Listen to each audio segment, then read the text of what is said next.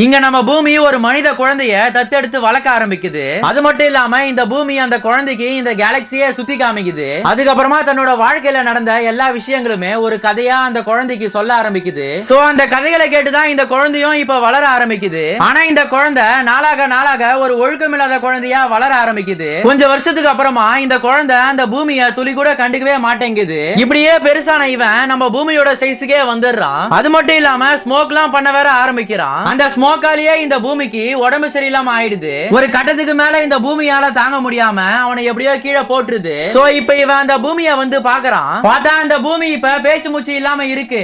அது மட்டும் இல்லாம இப்ப இவனுடைய உருவமே கொஞ்சம் கொஞ்சமா மறைய ஆரம்பிக்குது. இத பார்த்த இவனும் ரொம்பவே பயத்தோட இந்த பூமியை எப்படியாவது காப்பாத்தி ஆகணும்னு சொல்லி என்னென்னமோ பண்ணி பாக்குறான். ஆனா அவனால எதுவுமே பண்ண முடியல.